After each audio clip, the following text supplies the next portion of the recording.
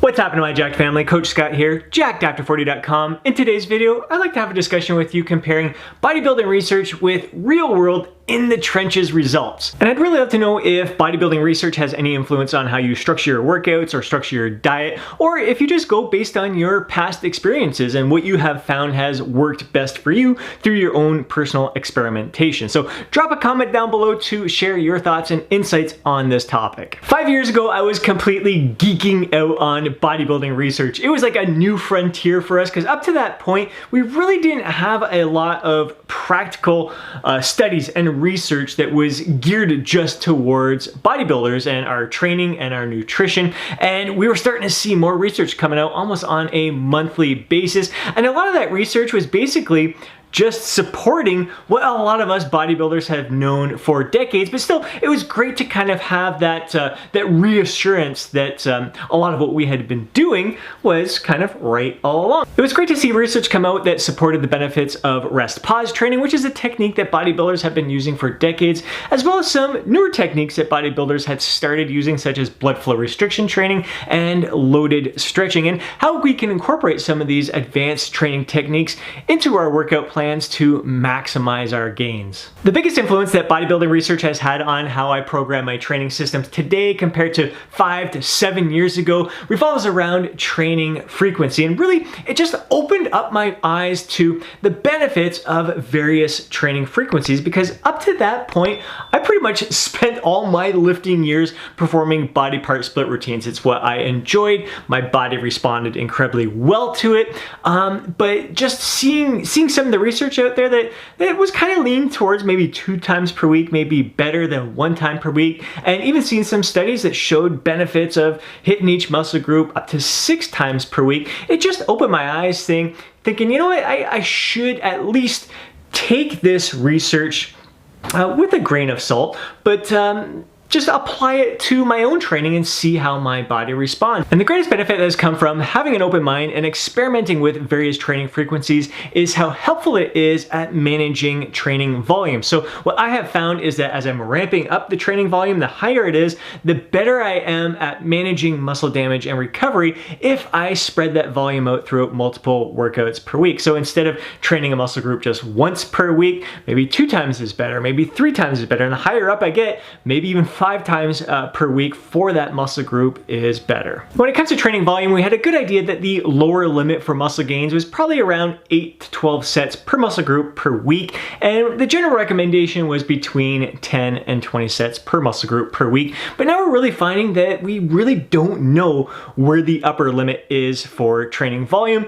when you get to that point of overtraining. So a lot of self-experimentation needs to be involved here, kind of testing your limits from time to time. You don't want to be a high volume junkie where you are just cranking out the sets week after week, month after month, year after year, and not pulling that volume back to give your body a chance to fully recover, the fatigue to fully dissipate, and your muscles to resensitize to the training stimulus. So it is fascinating to see some studies done where we're looking at 24 sets per week, 30 sets per week. I think I've even seen studies up to 45 sets per week, and we still don't know if that is the upper limit. But just because that if 45 sets per week may be our upper limit, doesn't mean, again, that you should be doing that week after week, month after month, year after year. It's just kind of finding that ceiling yourself, paying attention to your body's feedback that you're getting, and knowing when to kind of pull back and start the cycle, the process over again, where you start ramping your training volume back up. And the bodybuilding research that's probably most important to us men over 40 revolves around recovery, and some of that's going to be associated with what I've just talked about, the training frequency, the training volume, how you manage all of that, but also how you manage each and every set within your workout, how you're performing your workup sets, your warm-ups, and even more importantly, if you are performing each set to momentary muscular failure, or if you are grinding out each and every set. So what we have learned from the bodybuilding research is that probably the best approach for us men over 40 is to have a last set, best set approach, where maybe those first 2 sets, you'll leave a rep in the tank, maybe 2 reps at times, depending on the lift. And you save that last set where you go to true momentary muscular failure, and maybe incorporate some advanced training techniques that allow you to safely push beyond momentary muscular failure and not interfere with recovery. Because a lot of the research has shown that if you push each and every set to failure, and even if you start grinding out some reps, it's going to take you a lot longer to recover from that workout. But it's a delicate balancing act, because I see oftentimes that a lot of men over 40 really don't know where true momentary muscular failure is. And when they think they're leaving just a rep in the tank, chances are they could be leaving 2, 3, depending on the exercise, maybe 4 or 5 reps in the tank. So you're really selling yourself short in those situations. So again, a delicate balancing act of making sure that you're putting in enough work, enough effort, but not so much where you're really forcing out a bunch of reps and really hindering your recovery. So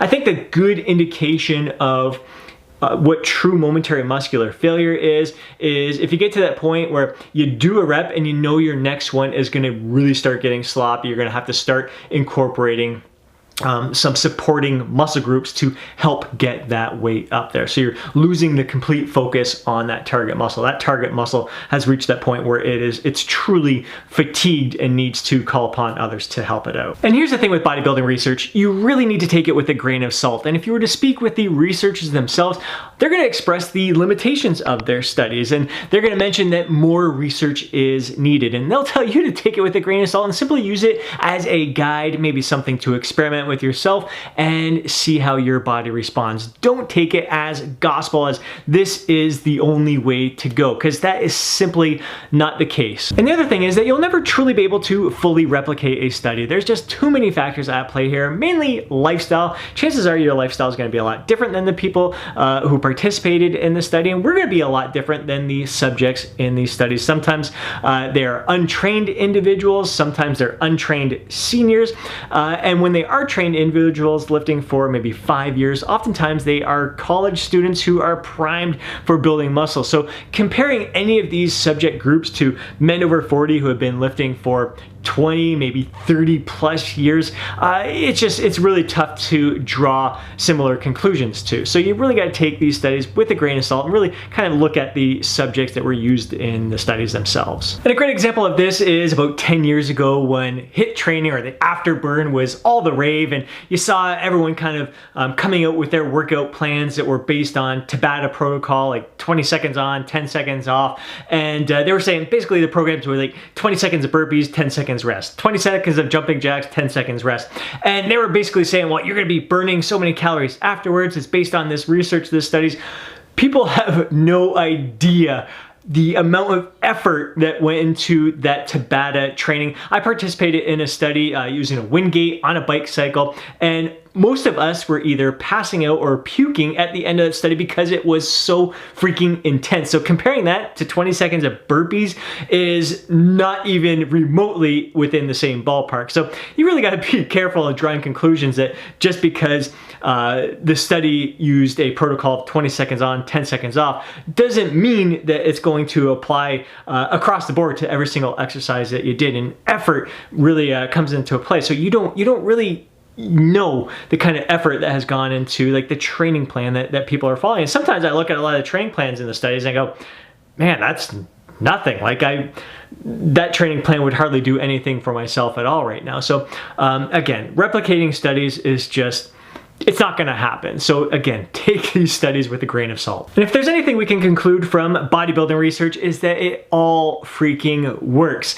What we're finding is that when it comes to training frequency, it all works. Like one really isn't necessarily better than another. A lot of it really comes down to the training volume and how good that certain training frequency is at helping you manage that training volume. And that all training volumes are great as well. They all serve their purpose. Ramping it up and testing your limits has its benefits. Pulling it back and the lower training frequencies has its benefits. And because the research basically shows that everything works, for the past few years, I've just been having fun with my workouts and strategically incorporating it all into my training to see how my body responds. And same thing for my clients. And more than anything, just relying on their feedback. Because to me, training hundreds and thousands of clients throughout my 20 plus years as a physique coach and seeing how all these different training strategies have impacted their physiques, their lifestyles, as well as my own, that is evidence in itself. I don't necessarily need a lab study.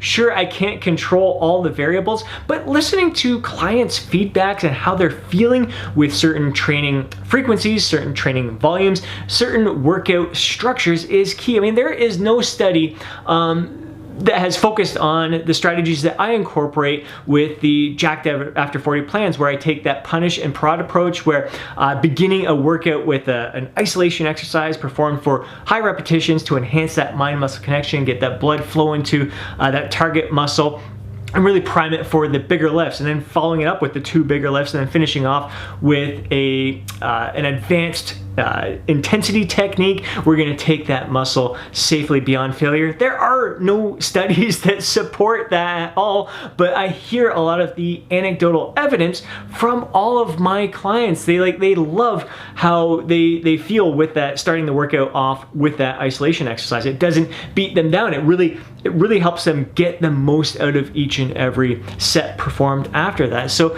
we are our own self experiments, and I think you can gather evidence that is not necessarily done in a lab setting. And then speaking with other coaches as well. So not only have I coached hundreds, if not thousands, of clients over the past 20 plus years, but speaking with other coaches who are in the exact same situation, exact same scenario, and kind of running through the things that have worked for them and comparing our notes and coming up with basically the same conclusions. I mean, within the bodybuilding culture, we follow a lot of the same kind of structures and routines, and we have found a lot of things that have worked for us. Have some of them been proven to be myths? Absolutely. You don't need to eat tilapia and broccoli and rice every single day. But again, it's worked for people over the years. It's just great to see that we're taking on a more flexible approach when it comes to the nutrition aspect of training, when it comes to cardio, like fasted cardio was a big thing in the bodybuilding culture. Now we're finding that research is showing that really it's not going to make that much of a difference. It's your total calories at the end of the day that's going to matter more. So while I was something wondering, are we any better off thanks to bodybuilding research compared to our days relying solely on bro science? I would love to hear your thoughts down in the comment section below, and also let me know how much bodybuilding research has an influence on your training and nutrition structure. Next, I recommend you watch this video, the best body part split routine for men over 40. If you enjoyed this video, please hit that thumbs up button. I'd really appreciate it. If you want to see more videos like this, be sure to subscribe to the channel, hit that alert button so you're notified each time I upload a video. If you know a fellow bro who would benefit from watching this video, do them a favor and share it with them. Hope you have yourself an absolutely amazing day. I'll catch you in the next video.